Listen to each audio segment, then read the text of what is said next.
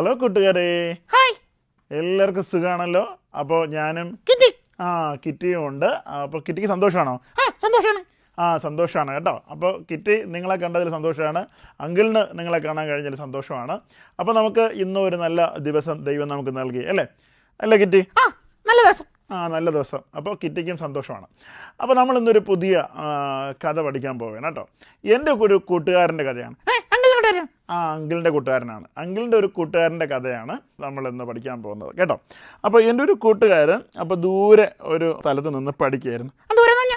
ദൂരെ എന്ന് പറഞ്ഞാൽ പിന്നെ അങ്ങ് ഒത്തിരി ദൂരെ, അങ്ങ് ബാംഗ്ലൂർ.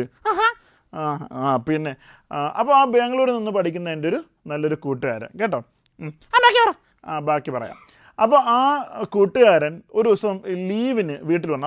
അവൻ പഠിക്കുമ്പോൾ ഹോസ്റ്റലിൽ നിന്നാണ് പഠിക്കുന്നത് കേട്ടോ. ഹോസ്റ്റലിൽ നിന്നാണ് പഠിക്കുന്നത്. അപ്പോൾ ദൂരേക്ക് താമസിക്കുമ്പോൾ പഠിക്കുമ്പോൾ അങ്ങനെ ഹോസ്റ്റലിൽ നിൽക്കാനല്ലേ കഴിയുള്ളൂ. അപ്പോൾ ആ ഹോസ്റ്റലിൽ നിന്ന് അവൻ ലീവിന് വീട്ടിൽ വന്നു.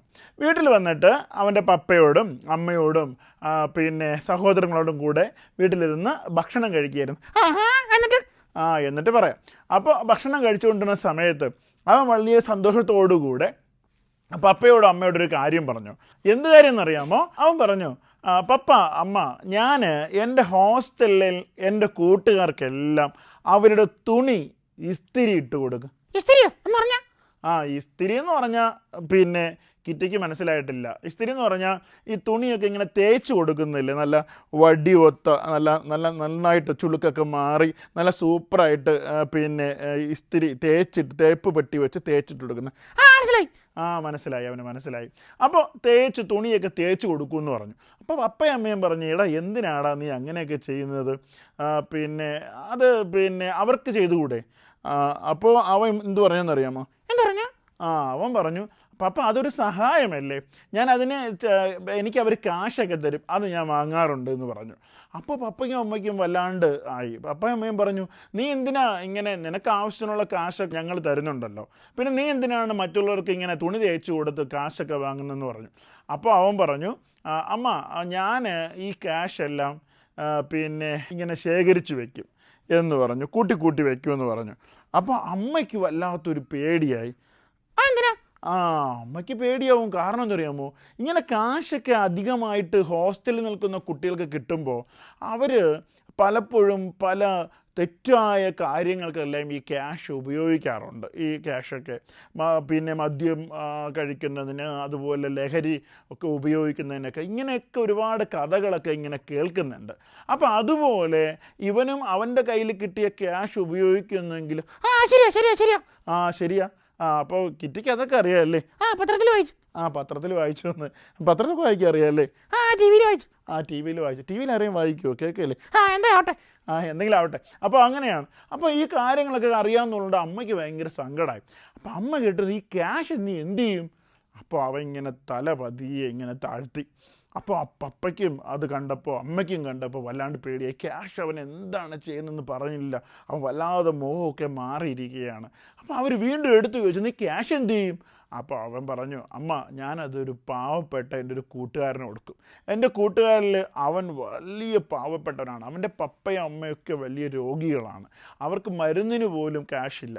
അവൻ പഠിച്ച് ഒരു ജോലി വാങ്ങി വേണം അവരുടെ കുടുംബമൊക്കെ നോക്കാൻ. അതുകൊണ്ട് അവർ കഷ്ടപ്പെട്ട് പഠിപ്പിക്കുകയാണ്. ആ ക്യാഷൊക്കെ ഞാൻ അവന് കൊടുക്കുമെന്ന് പറഞ്ഞു. അപ്പോൾ ഈ അമ്മയും പപ്പയും പറഞ്ഞു, നിനക്ക് നിൻ്റെ കൂട്ടുകാരനെ സഹായിക്കണമെങ്കിൽ നീ ഞങ്ങളോട് പറഞ്ഞാൽ പോരെ, ഞങ്ങൾ ക്യാഷ് തരുമല്ലോ. നീ എന്തിനാണ് ഇങ്ങനെ ജോലി ചെയ്ത് അല്ലെങ്കിൽ തുണി തേച്ച് കൊടുത്തിട്ട് അവരിൽ നിന്നും ക്യാഷ് വാങ്ങി ഇങ്ങനെ കൊടുക്കുന്നത്? അപ്പോൾ അവൻ പറഞ്ഞൊരു മറുപടിയാണ് ഭയങ്കരമായ ഒരു വലിയ കാര്യം. അവൻ പറഞ്ഞ മറുപടി എന്താണെന്നറിയാമോ?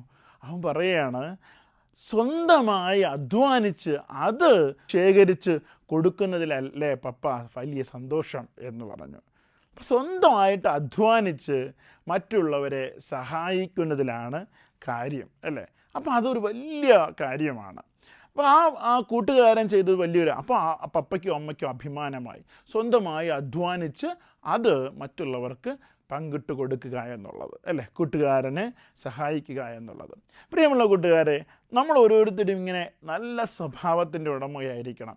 എനിക്ക് അങ്ങനെ ഒരു കൂട്ടുകാരൻ ഉണ്ട് എന്ന് പറയുന്നതിൽ വലിയ അഭിമാനമാണ്. എന്താണ് അധ്വാനിച്ച് അത് മറ്റുള്ളവർക്ക് നൽകി സഹായിക്കുക എന്ന് പറയുന്നത് വലിയൊരു കാര്യമാണ്. നിങ്ങളും വളർന്നു വരുന്ന സാഹചര്യങ്ങളിൽ ഇങ്ങനെ സഹായിക്കാനായിട്ട് നിങ്ങൾക്ക് സാധിക്കണം. നിങ്ങൾ നന്നായിട്ട് പഠിച്ച് മിടുക്കരായി വിജയം നേടി നല്ല തൊഴിലൊക്കെ വാങ്ങിക്കഴിയുമ്പോൾ നിങ്ങൾക്ക് ലഭിക്കുന്നതിൽ നിന്നും നിങ്ങൾ അർഹതപ്പെട്ട കരങ്ങളിലേക്ക് പാവപ്പെട്ടവർക്ക് അത് അല്പമെങ്കിലും ഒന്ന് നൽകി സഹായിക്കാനായിട്ട് കഴിയണം എന്നുള്ളതാണ് അല്ലേ.